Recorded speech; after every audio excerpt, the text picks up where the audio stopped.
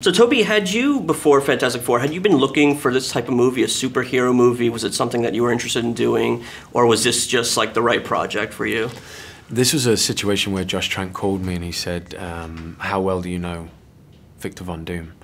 And I was like, pretty well, I think. I mean, I vaguely recollect him from being the best supervillain of all time. And he was like, good. So we spoke for a long time about it throughout the audition process.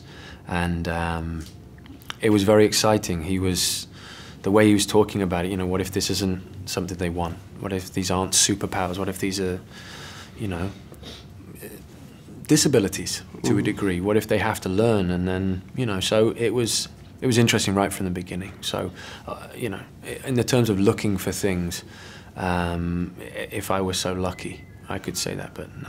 What was your connection to the character and the Fantastic Four in general? I mean, were you a comic book guy growing up? Yeah, absolutely. I mean, you know, I'm the youngest of 4 boys. I have a little sister, but, you know, she didn't have any interest in comic books. So the comics I got, having no money, were the hand-me-downs. So, you know, Robin's alive, and then Robin's not alive anymore, and, you know, Joker's holding a crowbar. So, you know, I knew it, but I had to be reminded, and it was a fun experience. You know, Doom's an epic villain. You know. Does that feel? Is there a little bit of a daunting task to it when you're tackling a character that so many people know? Yeah, I mean, there's always a daunting task just with performing. In the first place, I always feel, you know, you use your nerves rather than abuse them. But I have 3 older brothers who didn't want to see a bad version of Doom. There was pressure there. Yeah, you know. There's your biggest critics, right? Yeah. So, you know, I tried my best. When we meet Victor in the movie, he's kind of in a really bad place. I mean, what can you say about where he is and then where he ends up? Yeah, Victor, when we first meet him, he's been going to Baxter for a good long time, and every project has been promised to be something great and come to fruition, and then the politics get involved and it gets destroyed. So the BS level's far too high. He'd prefer to go and, you know, be on his own, fix his computers and fix